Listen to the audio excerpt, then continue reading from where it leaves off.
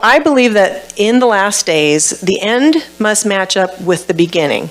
And I think the covenant in Genesis 15 is pivotal to the end times. And so I know it's hard to see this, so we're going to play that video of me reading Genesis 15, which is the covenant, the Abrahamic covenant. So you can play that. After this, the word of the Lord came to Abram in a vision. Do not be afraid, Abram. I am your shield, your great reward. But Abram said, Sovereign Lord, what can you give me since I remain childless, and the one who will inherit my estate is Eliezer of Damascus? And Abram said, You have given me no children, so a servant in my household will be my heir. Then the word of the Lord came to him, This man will not be your heir, but a son, who is your own flesh and blood, will be your heir. He took him outside and said, Look up at the sky and count the stars, if indeed you can count them. Then he said to him, So shall your offspring be. Abram believed the Lord, and he credited it to him as righteousness. He said to him, I am the Lord who brought you out of Ur of the Chaldeans to give you this land and take possession of it. But Abram said, Sovereign Lord, how can I know that I will gain possession of it? So the Lord said to him, Bring me a heifer, a goat, and a ram, each 3 years old, along with a dove and a pigeon. Abram brought all these to him, cut them into two, and arranged the halves opposite of each other. The birds, however, he did not cut in half. Then birds of prey came down to the carcass, but Abram drove them away. As the sun was setting, Abram fell into a deep sleep. This is important. And a thick and dreadful darkness came over him. Then the Lord said to him, Know for certain that for 400 years your descendants will be strangers in a country not their own, and they will be enslaved and mistreated there. But I will punish the nation that will serve as slaves, and afterwards they will come out with great possessions. You, however, will go to your ancestors in peace and be buried at a good old age. In the 4th generation your descendants will come back here, for the sin of the Amorites has not yet reached its full measure. When the sun had set and darkness had fallen, a smoking fire pot with a blazing torch appeared and passed between the pieces. On that day the Lord made a covenant with Abram and said, To your descendants I give this land, from the Wadi of Egypt to the great river Euphrates. Before I break this down, I want to remind you in Isaiah 62:1, this verse says, For Zion's sake I will not keep silent. For Jerusalem's sake I will not remain quiet, till her vindication shines out like the dawn, her salvation like a blazing torch. The Lord is reminding Israel of his covenant, and he's going to vindicate her in the end. So if we look at that covenant, you can switch slides. There's a couple things that I want you to really take away from this covenant. Abraham's faith was credited to him as righteousness. Abraham was put into a deep sleep. This is important because Abraham didn't walk into the covenant and meet God in the middle. God put him to sleep. And in essence, this is saying, this is not dependent on you, Abraham. This is dependent on me, this covenant.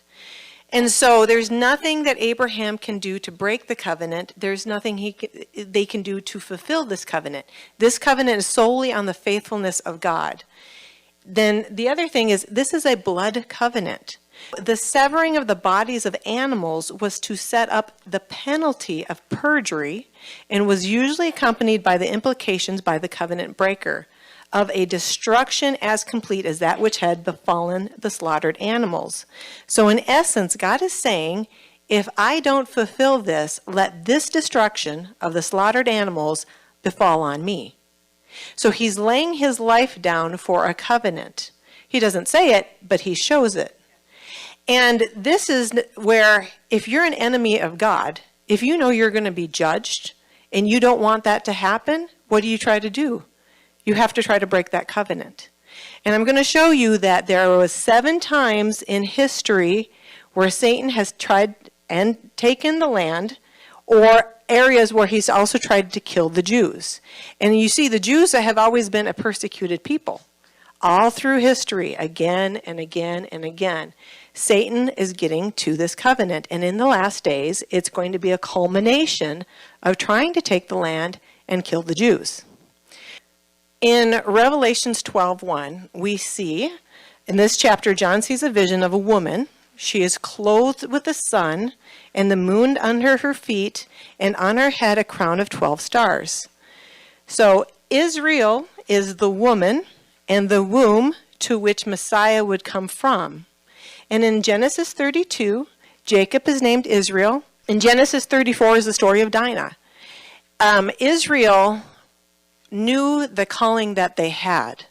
And if you remember the story of Dinah, that's where she is raped and taken.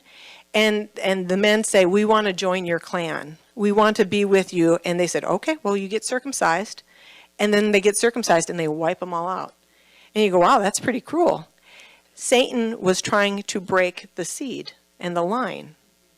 And they respected the call that they had on their life, and they weren't going to have any part of that. And so God named him Israel. Israel, I think many Christians don't understand the calling that they did have, and that they carried Messiah, and all nations were blessed because of that. And you're going to see the spiritual warfare against Israel throughout the Bible, but it culminates at the end. In Genesis 35 is reconfirmed, the land that I gave to Abraham and Isaac, also I give to you, and give to this land to your descendants. And we know that Joseph has a dream, and he is of the sun, the moon, and 11 stars. He's the 12th. That's in Genesis 37, 9 through 11. And the 12 stars refer to the 12 tribes of Israel. I'm going to read to you the whole woman and the dragon. Revelations 12, 1 through 6 said, a great sign appeared in heaven. A woman clothed with the sun, with the moon under her feet, and a crown of 12 stars on her head. She was pregnant and cried out in pain as she was about to give birth. Now, this is kind of a summation of some of the Bible in Revelation here. Then another sign appeared in heaven, an enormous red dragon with 7 heads, 10 horns, and 7 crowns on its head. We're going to break down what exactly that means. Its tail swept a third of the stars out of the sky and flung them to the earth. The dragon stood in front of the woman who was about to give birth so it might devour her child the moment he was born. When did that happen? That happened after Jesus was born, and Herod, remember, was killing all the babies in Bethlehem. Satan uses kingdoms and kings to evoke his plan. This is going to be important as we're looking out this as I'm talking. She gave birth to a son, a male child, who will rule the nations with an iron scepter. Remember iron scepter? That's Jesus.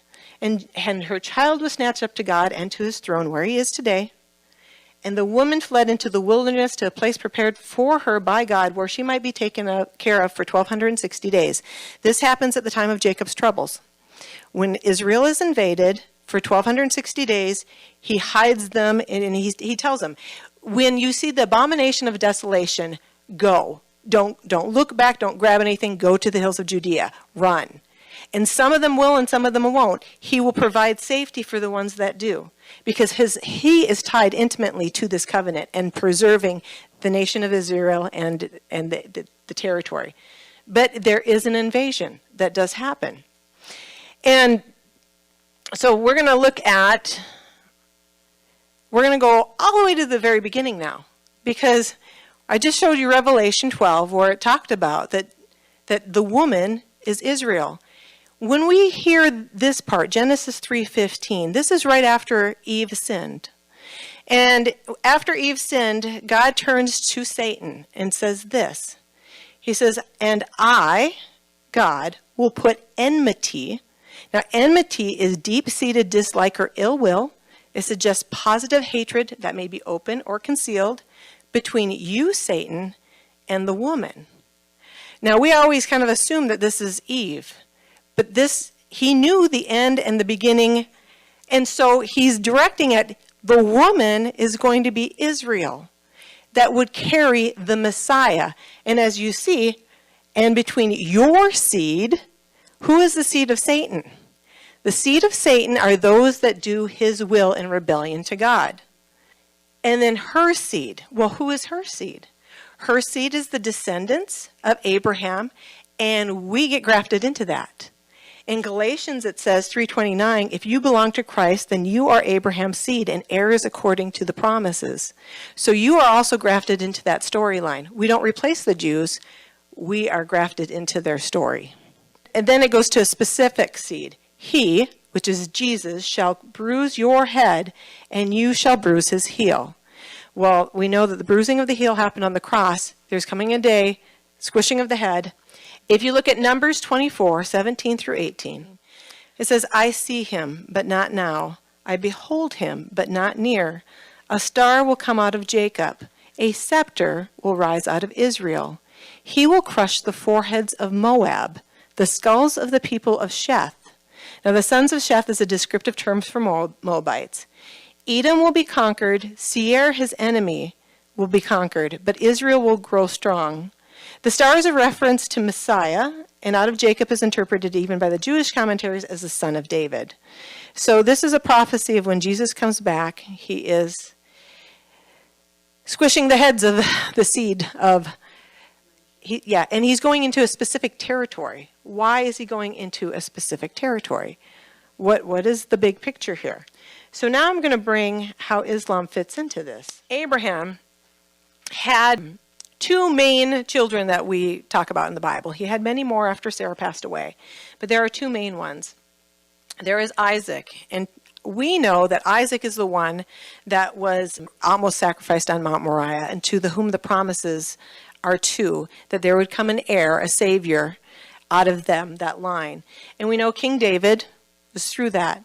Now, in the Quran and in Islam, they believe that that story has switched. So if you go to that website that I got listed below, and I can even read to you, because I wrote it down here. Let me go down. This is what they say. Muslims hold the sacred memory of the prophet Abraham and his son Ishmael, peace be upon them, with extreme reverence, as they were models of supreme sacrifice. Jews and Christians also hold Abrahamic sacrifices as a profound symbolic meaning, but there are two significant factors that set off the Muslims' belief from that of the Jews and of the Christians. One, from the Muslims' point of view, it was Ishmael, the firstborn of Abraham, who was to be sacrificed, whereas the Jews and the Christians believe that it was Isaac, the second son. Two, the Quran teaches that the sacrifice was not the decision of Abraham alone, but his son too, Ishmael, was equally prepared to willingly submit to God's command for the sacrifice.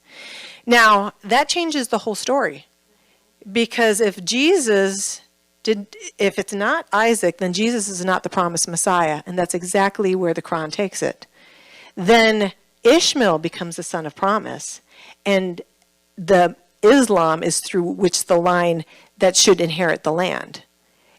Now, if you were Satan and you wanted to destroy that covenant, wouldn't it be great to pit both children of Abraham's against each other to wipe each other out? Pretty brilliant plan. So Ishmael, through the line of Ishmael came Muhammad. That's what the Muslims believe, that Muhammad is a direct descendant of Ishmael from the Quraysh tribe. And they are waiting for a savior in the end of times. His name is Imam Mahdi. He's the 12th Imam. And he is supposed to restore everything in the land back to the Muslims. And he doesn't come alone, and that's what we'll be talking about in the second part.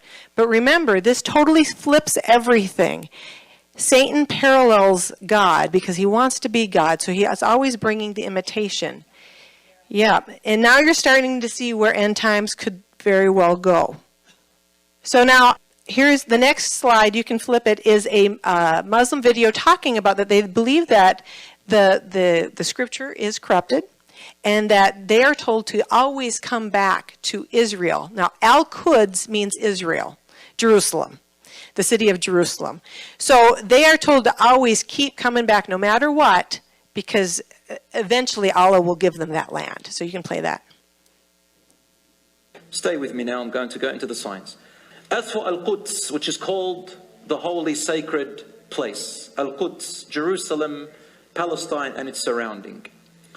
Al-Quds has been destined by Allah from the beginning of time till the end of this world, that even if the believers or the people ruling in justice are out of it, they will come back again and again and again. And people will migrate, and the migration will intensify until you look at the Sunnah of the Prophet ﷺ, and in the Quranic verses, you can read a book for Imam al-Mawdudi, for example, in the Tafsir, or others, they'll tell you, because they're in English, they'll tell you that all the verses of the Quran that talk about it, and the Hadith, which talk about the migration to Al-Aqsa, to Al-Quds, means that inevitably Allah subhanahu wa ta'ala will return the righteous people to it who uphold the Quran, because it's the final revelation. It came at the end of the Torah, the Injil and the Psalms and all the scriptures of Abraham, Moses and Jesus alayhimus salam, and the Quran is the final one to reconfirm the corrupted scriptures and what was lost.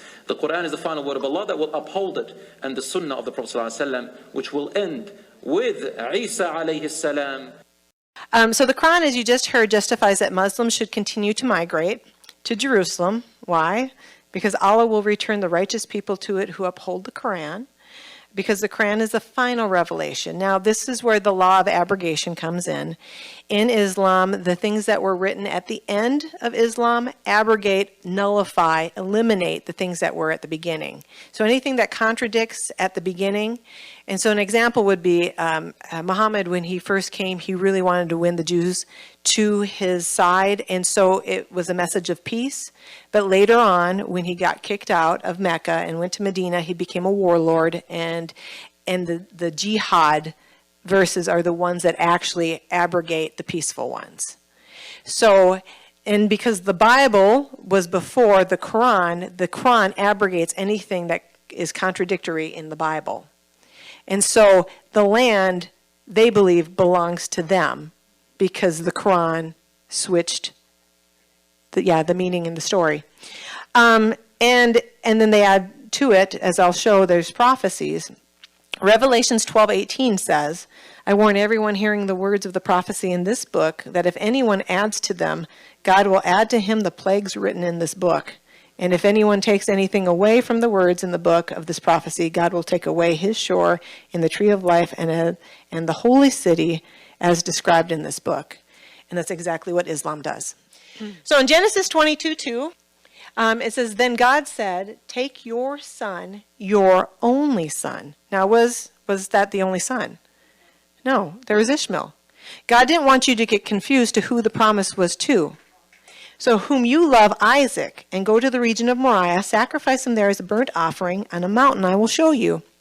So in the Bible, in Exodus, Jeremiah, and Matthew, it says, Yahweh, the God of Abraham, the God of Isaac, the God of Jacob. The seed of Abraham, Isaac, and Jacob, I am the God of Abraham and the God of Isaac and the God of Jacob. But in Genesis 21:10 is when Sarah says, cast out the slave woman and her son. And in Genesis 21:13, Ishmael was called the son of a slave woman, not the son of Abraham after the expulsion. But if you go over to the Quran, in these verses that I read here, it says, which was revealed unto Abraham and Ishmael and Isaac and Jacob and the tribes. Or we inspired Abraham and Ishmael and Isaac and Jacob and the tribes.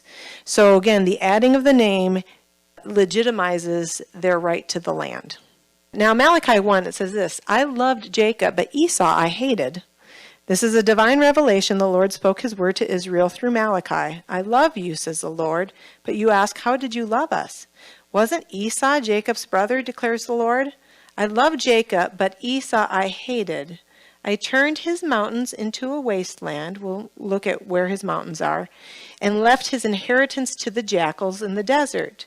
The descendants of Esau may say, we have been beaten down, but we will rebuild the ruins. Yet this is what the Lord of armies says. They may rebuild, but I will tear it down. They will be called the wicked land and the people with whom the Lord is always angry. You will see these things with your own eyes and say, even outside the borders of Israel, the Lord is great. Genesis 28:9. The reason why I bring this up, it says, Then went Esau unto Ishmael, and took unto the wives which he had Mahalath, the daughter of Ishmael, Abraham's son, the sister of Nebaioth, to be his wife.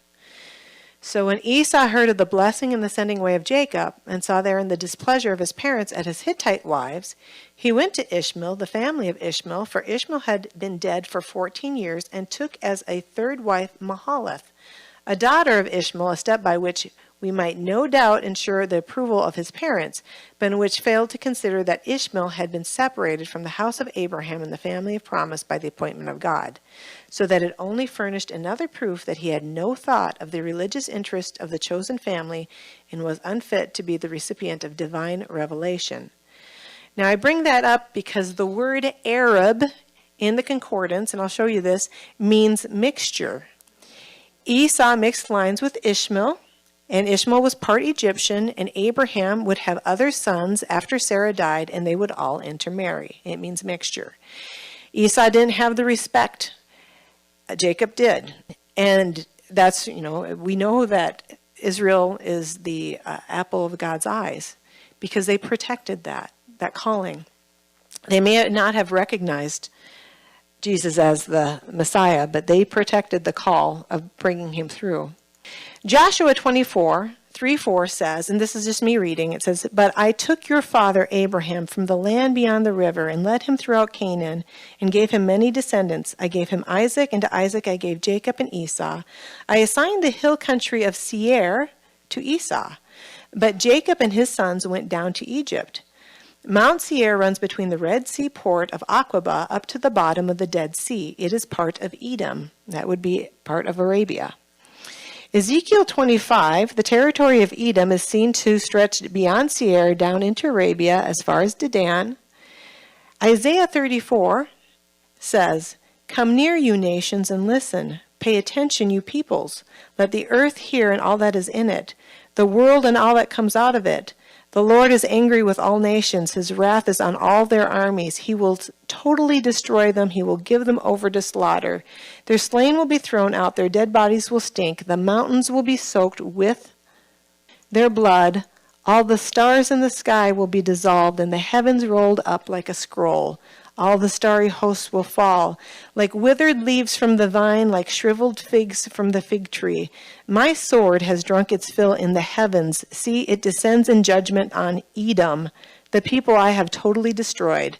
The sword of the Lord is bathed in blood. It is covered with the fat, the blood of lambs and goats, the fat of kidneys and of rams. For the Lord has a sacrifice in Basra and a great slaughter in the land of Edom, and the wild oxen will fall with them, and the bull calves and the great bulls. Their lands will be drenched with blood, and the dust will be soaked with the fat. For the Lord has a day of vengeance, a year of retribution, to uphold Zion's cause." Jesus is a Zionist. Then Isaiah 63, 1 through 7. I'll read that and just write down the verse. It says this. It's another account. "Who is that comes from Edom with dyed garments from Basra? This that is glorious in his apparel, traveling in greatness of his strength? I that speak in righteousness, mighty to save. Where art thou, red in thy apparel, and thy garments like that treadeth the wine fat? I have trodden the winepress alone, and of the people there was none with me. For I will tread them in my anger, and trample them in my fury. And their blood shall be sprinkled upon my garments, and I will stain all my remnant. For the day of vengeance is in my heart, and the year of my redeemed is come. And I looked, and there was none to help, and I wondered that there was none to uphold. Therefore my own arm brought salvation unto me, and my fury it upheld me. And I will tread down the people in my anger, and make them drunk in my fury, and I will bring down their strength to the earth. I will mention the loving kindness of the Lord and the praises of the Lord according to that the Lord hath bestowed on us, and the great goodness towards the house of Israel, which he hath bestowed on them according to his mercies and according to the multitude of his loving kindness." Jesus is ticked when he comes back because they're trying to break this covenant. God the Father, God the Son, they pledged their life on this covenant, and they're not going to have anything of it. Now, I'm not defending that Israel's perfect. We can flip next slide. But neither were you before you came to Christ. And and when they see the one that they have pierced, all of Israel becomes saved. So that brings me to the beast in Revelations 13. And I'm going to break this down. This is a lot of information. So I had to lay out a lot of information to kind of make the case, but it should make sense. In Revelations 13, we see a sea beast. And as I told you before, Satan has attempted to break this covenant where he's taken the land from Israel. There are 7 kingdoms where that has happened. Egypt was the first, Assyria was the second. Babylon was the third, Medo-Persia the fourth, the fifth was Greece, the sixth was Rome, and usually we stop after Rome and we don't mention the other one. The last one was the Ottoman Empire. There's been several caliphates, but the Ottoman one was the one that stuck most at the end. So it's Egypt, Assyria, Babylon, Medo-Persia, Greece, Rome is the sixth, and the seventh was the Ottoman Empire. Now, the Ottoman Empire suffered a head wound, and right now is not the Ottoman Empire right now. It was called a caliphate. They want to bring the caliphate back. And I'm going to walk you through that in 1923, it suffered a head wound with the Treaty of Lausanne. The caliphate was abolished. And the caliphate, now, after 100 years, that treaty expires and it can come back. The body of the beast is very significant. We know that that's like the lion, the leopard, and the bear. The Lord is saying location. Look at this territory. This is where this beast kingdom comes out of. Now, we've always been told that this beast is just the Antichrist and nothing else. I'm going to show you it's more than the Antichrist. It's the kingdom of the Antichrist. But then that makes you go, but there's another beast. There's the land beast. Yeah, well, we won't get into that today. But I'm going to show you that this beast is a king and a kingdom. To look at that, we look at the four beasts in Daniel 7, where we know that Daniel saw a dream of the animals coming up. The first one was Babylon. The second one was Medo-Persia. The third one was Greece. Then the fourth one, we've always been kind of alluded that that's Rome, and then Rome comes back. But this one has the description that it's exceedingly dreadful. It's a terrible beast. It has iron teeth, brass nails. It'll have 10 horns. Now, this beast comes back. So it was, and then it comes back again. And just like in the statue dream, you have the legs of iron and the feet of iron and clay. And it has a little horn with 3 horns plucked out of it. So let's go to the interpretation in Daniel 7. So Daniel asked the angel for the interpretation. This is what he says. I, Daniel, was troubled in spirit, and the vision that passed through my mind disturbed me. I approached one of those standing there and asked him the meaning of this. So he told me, and he gave me this interpretation of these things. The 4 great beasts are 4 kings that will rise from the earth, but the holy people, Israel, of the Most High, will receive the kingdom and will possess it forever, yes, forever and ever, and we're grafted in. Then I wanted to know the meaning of the 4th beast, which was different from all the others and most terrifying, with its iron teeth and bronze claws. The beast that crushed and devoured its victims and trampled underfoot what was left. That's the description of this kingdom. I also wanted to know about the 10 horns on its head and about the other horns that came up, before which 3 of them fell. This is important because I'll show you in Islam what they believe. The horn that looked more imposing than the others, that had eyes and a mouth that spoke boastfully. As I watched, this horn was waging war against the holy people and defeating them. We're being warned here. Until the Ancient of Days came and pronounced judgment in favor of the holy people of the Most High, and the time came when they possessed the land. He gave me this explanation. The 4th beast is a 4th kingdom. Well, it's a king and a kingdom that will appear on the earth. It will be different from all the other kingdoms and will devour the whole earth, trampling it down and crushing it. The 10 horns are 10 kings who will come from this kingdom. After them, another king will arise, different from the earlier ones. He will subdue 3 kings. He will speak against the Most High and oppress his holy people and try to change set times and laws. Now I'm going to pause here. In Islam, remember I told you they're awaiting a savior figure called the Mahdi. His one job to implement is Sharia law. He's got to implement Sharia law. The holy people will be delivered into his hands for times and a half a time. We know that's during Jacob's trouble. There's half go into exile, half get protected. John Wesley, I thought this was interesting. I came across this description. This was back in the late, I think, 1800s that he wrote this about Islam. And he says, ever since the religion of Islam appeared in the world, the espousers of it have been as wolves and tigers to all other nations, rending and tearing all that fell into their merciless paws and grinding them with their iron teeth. That numberless cities are razed from the foundation and only their name remaining. That many countries which were once as the garden of God are now desolate wilderness. And that so many once numerous and powerful nations are vanished from the earth. Such was and is at this day the rage, the fury, the revenge of these destroyers of humankind. You can find that on the internet. I want to show you a video of what Islam believes, because they do believe that when the Mahdi comes that there'll be 10 princes that rule with, but they believe that there'll be internal fighting with those princes, and 3 princes will become subdued, and then the Mahdi comes up. Exactly what we've been told in Daniel. So if it does happen, they're not going to be shocked and they're not going to be dismayed, but they're going to think that Allah is with them. And they're just going to go 10 times pedal to the metal. So you can play the next video. 3 sons of a Khalifa will fight amongst you at your treasures, for your treasures. What treasure is this? there will be a treasure of the ummah. Oil, natural resource, Allah knows best. There will be a treasure belonging to the ummah.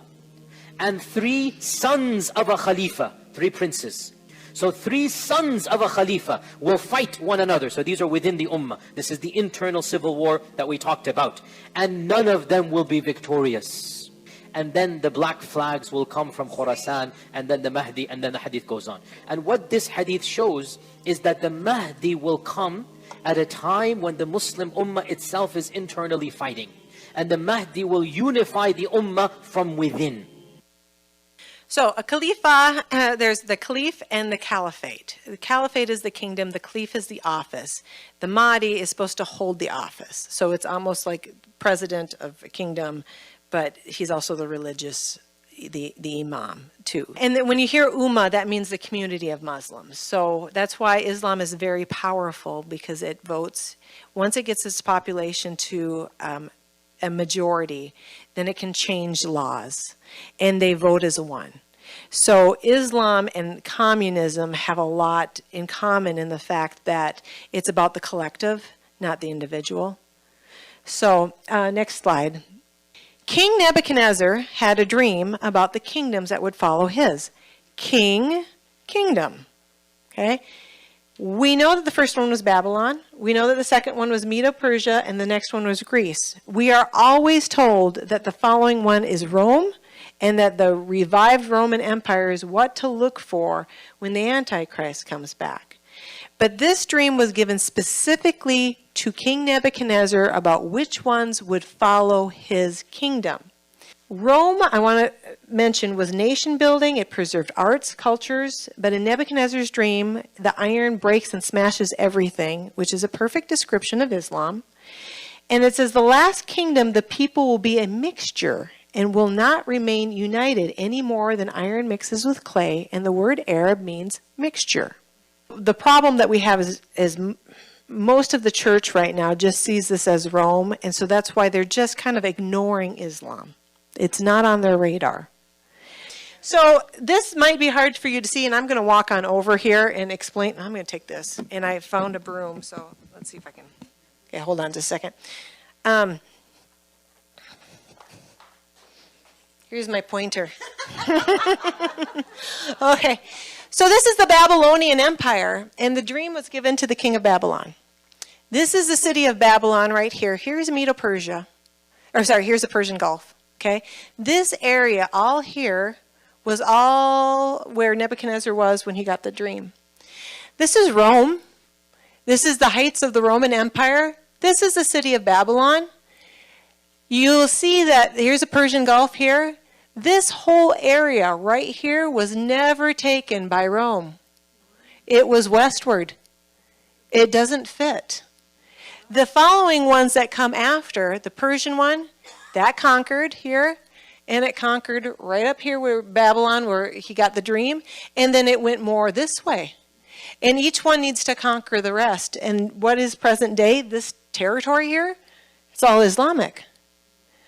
And so, Rome really doesn't fit, because the dream was given to King Nebuchadnezzar about what would follow his. Put that there. So there is one that they're not looking at, and we can click the next slide. Here's the Ottoman Empire. There were several different caliphates before the Ottoman Empire. Some of those other caliphates did extend more into the Persian Gulf, and today, presently, is Islamic. But this did conquer Babylon. And the dream was given to the King Nebuchadnezzar of who would follow his area, what he was in. So Islam fits, where Rome really doesn't. And Rome never went this way. To me, Rome doesn't fit. Good prophecy experts look at Rome because there is a spot in Daniel that says that the prince who is to come is from those that tear down the Temple Mount. And the orders to tear down the Temple Mount was with Rome. But the people who actually tore down the Temple Mount, Legion 10, that actually tore it off of the base, were Syrians and Turks. Rome was fat and lazy, and they had locals do it. And so we see things like the Antichrist is called the Assyrian. He's called Pharaoh of Egypt. And so they're all different locations. He's not called Vladimir, whatever, of Russia or anything. It's specific locations. Okay, so in Daniel 2:35 it says, "Then the iron, the clay, the brass, the silver, and the gold," this is talking about the statue dream, "broke to pieces together." They break at the same time. "And they became the chaff of the summer threshing floors, and the wind carried them away, that no place was found for them. And the stone that smote the image became a great mountain." Now, it doesn't become a literal mountain, does it? It's a kingdom. Mountains can mean kingdoms, and that's going to be important in Revelation 17. Right before that, it says there is a rock cut out of a mountain. That rock is Jesus. It's cut out of the mountain, the kingdom of heaven. That rock smashes the statue on its feet. Everything breaks together. Why is everything in it together?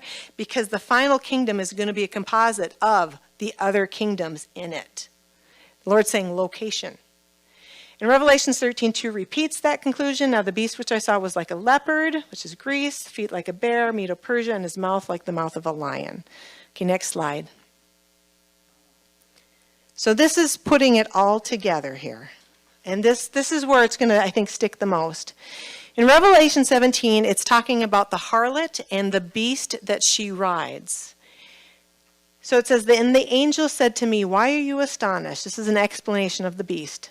"I will explain to you the mystery of the woman and of the beast she rides, which has 7 heads and 10 horns." Now, this woman is not Israel, just so you know. This is not Israel on that. This is the harlot. This is different. "The beast which you saw once was, now is not, and yet will come up out of the abyss and go to its destruction. The inhabitants of the earth whose names have not been written in the book of life from the creation of the world will be astonished when they see the beast, because it once was, now is not, and yet will come again." Remember, the beast is not just a king, it's a kingdom. So is this the king that gets shot in the head, or is this the kingdom that gets dissolved and comes back? This calls for a mind of wisdom. The 7 heads are 7 mountains, kingdoms on which the woman sits.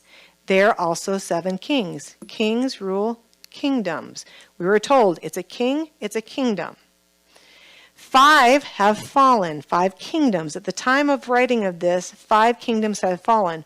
One is, so the 5 that had fallen was Egypt, Assyria, Babylon, Medo-Persia, and Greece. The one at the time of this writing to John was Rome. The other has not yet come, but when he does come, he will remain for a little while. The beast who once was, the 7th, and now is not, right now it's not, and is an 8th king. So there's an 8th king. That 8th king is the Antichrist. He comes out of the 7th. He belongs to the 7 and is going to his destruction.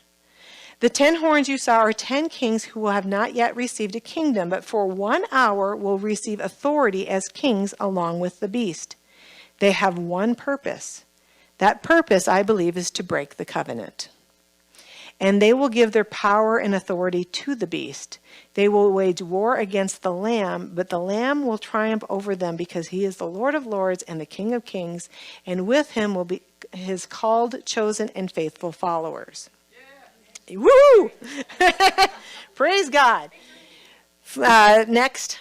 So this is a chart to break everything down. Daniel 2, the statue dream, Daniel 7, and then Revelation 17. In the statue dream, Egypt, Assyria is not included. In Daniel 7, it's not included, but it is the first and second head in Revelation 17. In Babylon is a head of gold. It's the lion in the animal dream, and it's the 3rd head. Medo-Persia is the chest and arms of silver. It is the bear in Daniel 7. It is the 4th head. Grecian is the belly and thigh of the statue dream. It's the leopard in Daniel 7. It's the 5th head. And Rome is also not included in Daniel 2. It's not included in Daniel 7, but it is the 6th head. The Islamic Ottoman Empire, I believe, was the legs of iron. It was the 4th beast. It crushed and left no residue behind. And it's the 7th head. And Islam conquered all the regions of the lion, the leopard, and bear. That was a prerequisite. And the final kingdom, or the 7th head, is going to be a revived caliphate. And I believe out of that is the Antichrist. It has the feet of iron and clay. It's a Sunni, there's a division there already. It could be that, but it's also, the word Arab means mixture. There's 10 horns that grow out of it. It's the fourth beast in Daniel 7. It'll be the healed seventh head and the eighth king. And then the Messianic kingdom comes. Does this make sense? Okay. Okay. It's a lot. And I'm sorry, it is a lot of information. I want you to hear what they say in this next video about Jerusalem being the capital. As a foretold good news by the Prophet ﷺ that the most righteous among the believers will eventually flock and gather there to Al-Quds and around, meaning Asham, Jordan, Lebanon, Syria, those areas, a bit of Turkey and around, extending from it as a final place for the righteous before the world ends. So there is still to come. The scholars said, this and other hadiths, including verses in Surah Al-Isra, are very strong indications that the Khalifa, the Caliphate, will return, and it is the headquarters. It'll be the headquarters, where in Palestine, and the capital city will be Jerusalem for the Khalifa. The hadith called it Asham. And remember, Asham means Palestine, Lebanon, Jordan, bits of Turkey and Syria. So the areas that they have to take on over and regain, and they have to have Jerusalem as the capital. Now, I don't want to go into this too much, but we talked about the harlot a little bit, the beast. I believe that is a city. It's the spiritual driver of the governmental system. I believe that's Mecca. And interestingly enough, in Islam, the reason why the Mahdi rules from Jerusalem is because they know Mecca is going to be destroyed. And they know that it's going to be destroyed from within. And they're thankful to Allah that no kafirs destroy it, that it gets destroyed from within. And so that's why the Mahdi has to rule. I'm not worried that Iran's going to blow up Israel because they need that for their Mahdi to rule from. Us, however, I don't know. But that's another teaching for another day, and that's too much information for today.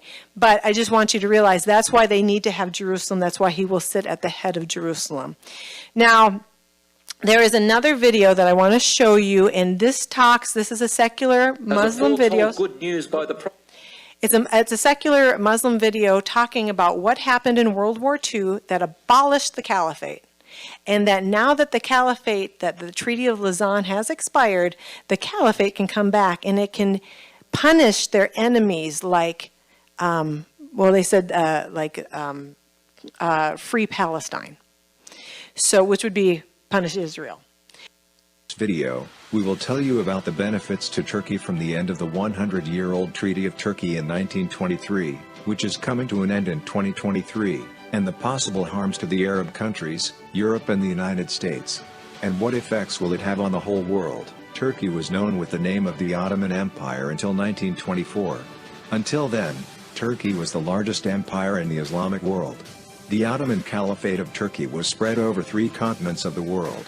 The Ottoman Caliphate extended to Asia, Europe, and Africa. This caliphate started in 1299, and this Caliphate of Turkey lasted for more than 600 years. At the end, this empire was abolished by the Treaty of Lausanne, a very controversial treaty. After reading the terms of this treaty, you will know how the backbone of the Turkish economy was broken. In World War I, Turkey sided with Germany and opposed Britain. The war lasted more than 10 years and killed more than 10 million people. But Britain and its allies won the war. After that, the position of Turkey and Germany weakened. Germany conceded defeat. But it also hurt Turkey, which lost much of its territory during the war. Turkey was also asked to concede defeat, and on October 10, 1920, the Turkish government conceded defeat, but the Turkish democratic parties did not recognize it. Meanwhile, Mustafa Kemal Pasha, a general in the Turkish army, refused to accept any such agreement and revolted against the Turkish king. He declared his rule in Turkey and overthrew the Turkish monarchy. Turkey was already very weak. The territory of Hijaz had slipped out of his hands and became Saudi Arabia. The Greek army was trying to occupy various parts of Turkey, but Kemal Pasha enlisted the help of Russia, then known as the Soviet Union, and thus stopped the forwarding steps of the Greeks. This decision made Mustafa Kemal Pasha a hero of Turkey. The Turkish people awarded him the title of Ataturk as Turkey was defeated in the World War I. Therefore he was compelled to sign an agreement. This was followed by a historic agreement between the Turkish and British allies, known as the Lausanne Agreement. Under the agreement, Turkey was bound by a number of conditions. One condition was that the territories of Turkey that had been annexed by Britain and its allies would no longer be occupied by Turkey. The Sultan of the time did not accept this agreement. He and his family were expelled from Turkey. The Turkish king's land and property were also seized. Turkey's Islamic identity was also abolished and it was asked to form a liberal state. The Arabic language was banned in Turkey. Even the call to prayer in Arabic was banned in Turkey. This ban lasted for a long time in Turkey. Gasoline was plentiful in Turkey, but it was banned because Turkey would not be able to extract oil and would have to buy it for the next 100 years. Turkey's coastline, known as the Bosporus. European ships used to pass through here and pay taxes to Turkey.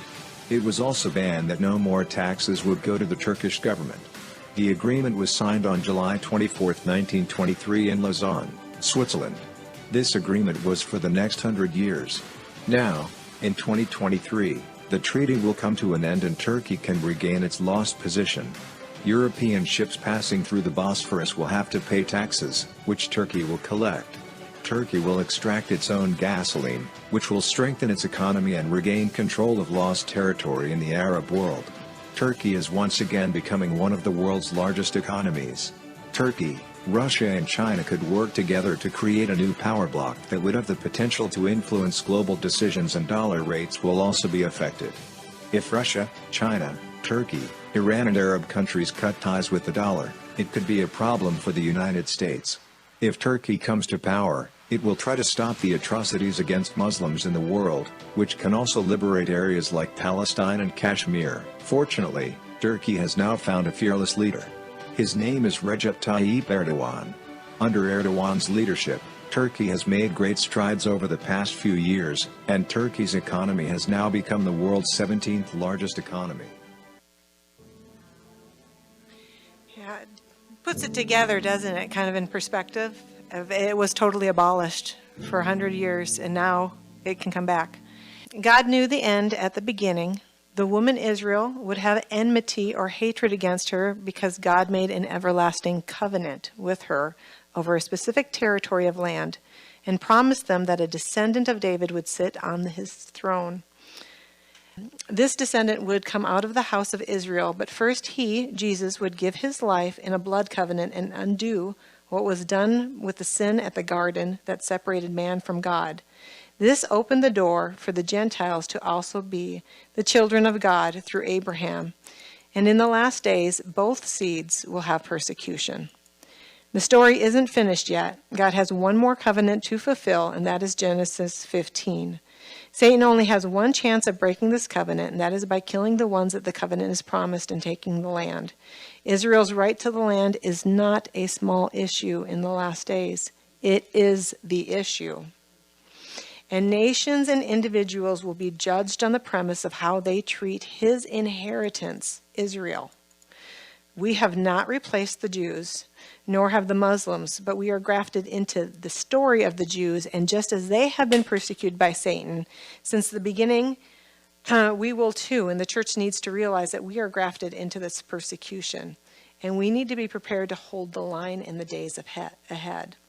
Revelation 12, 13 through 17, that's the woman and the dragon again. I'm going to just continue reading that. When the dragon saw that he had been hurled to the earth, he pursued the woman who had given birth to the male child. The woman was given 2 wings of a great eagle so that she might fly to the place prepared for her in the wilderness, where she would be taken care of for a times, and half a time, and out of the serpent's reach. Then from his mouth the serpent spewed water like a river to overtake the woman and sweep her away with the torrent. But the earth helped the woman by opening its mouth and swallowing the river that the dragon had spewed out of his mouth. Then the dragon was enraged at the woman and went off to wage war against the rest of her offspring, those who keep God's commands and hold fast their testimony about Jesus. We are the other offspring in that. And we need to understand what the battle is about so we're not shaken when we see some of these things, that we can stand firm on the Word of God. And if these things come true, the promises on the other side come true too. And so our focus needs to be continually looking up at Jesus and saying, Lord, how can I be used during this time? And please keep me steadfast, because the love of many will grow cold, and we want to check our hearts. So that's the end of part 1. I can take questions.